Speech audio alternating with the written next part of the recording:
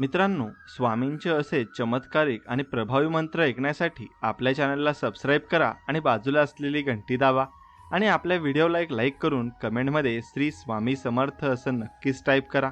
आणि आज हा स्वामींचा मंत्र 108 वेळेस मन लावून नक्कीच ऐका, तुम्हाला अनुभव येईल आणि तुमच्या जीवनामधले सगळे संकट स्वामी संपवून टाकतील।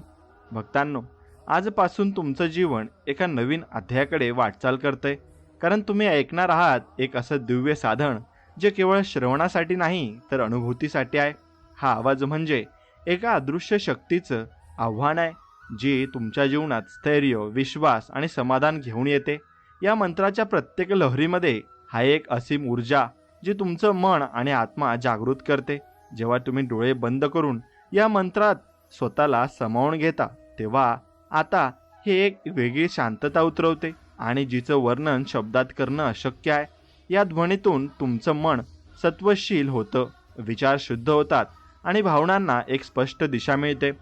प्रत्येक क्षणी हा मंत्र तुमचं संरक्षण करतो, तुमचं मार्गदर्शन करतो आणि तुमच्या मनाला असलेला अंधार दूर करतो।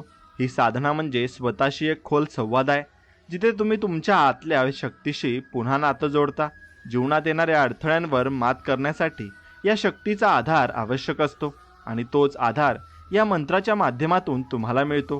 हा मंत्र तुम्हाला जाणीव करून देतो की तुमचं अस्तित्व केवळ भौतिक मर्यादापुरता मर्यादित नाही, तर ते एका व्यापक आध्यात्मिक उंचीवर पोहोचण्याची क्षमता बाळगून आहे। जेव्हा तुम्ही या मंत्राचा नियमितपणे अभ्यास करता, तेव्हा तुमचं मन संयमी होतं, आत्मा स्थिर होतो आणि शरीरात एक नवं चैतन्य निर्माण होतं।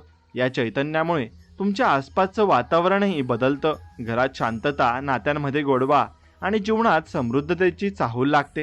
ही साधना केवळ ऐकण्यापुरती मर्यादित नाही, ती अनुभवण्यासाठी आहे, कारण जेव्हा तुम्ही अंतःकरणातून या मंत्रात सामील होता, तेव्हा ब्रह्मांडाशी तुमचं नातं अधिक गहिरं होतं।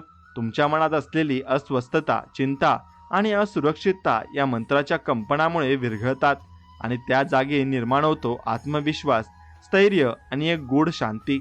हा मंत्र एक असा अद्वितीय पूल आहे, जो तुमच्या आतल्या गूढ शक्तीला जागा करतो आणि तुम्हाला तुमचं खरं स्वरूप दाखवतो। तुम्ही ह्या मंत्राचा अनुभव घेत राहिला तर तुमचं मन अधिक सजग होतं, शरीर अधिक ऊर्जावान होतं आणि आत्मा अधिक प्रकाशमान होतो। आणि ही साधना म्हणजे अंतर्मनात उतरवण्याची एक प्रक्रिया आहे, आणि जिथे प्रत्येक उच्चार म्हणजे एक पाऊल आत्मिक जागृतीकडे, प्रत्येक लहरी म्हणजे एक स्पंदन आणि तुम्हाला ईश्वरी कृपेचं एक तुमचं। आणि तुम्ही या दोन्ही सागरात जेव्हा स्वतःला झोकून देताना, तेव्हा तुमचं अस्तित्व एक वेगळीच उंची गाठतं। या मंत्राच्या प्रभावामुळे तुमच्या कर्मात स्पष्टता येते, प्रत्येकांना योग्य दिशा मिळते आणि संपूर्ण जीवनात नवीन आशा जागते। तुमचं भाग्य हे निश्चित आहे, पण ते जागा करण्यासाठी मंत्राची साथ आवश्यक असते।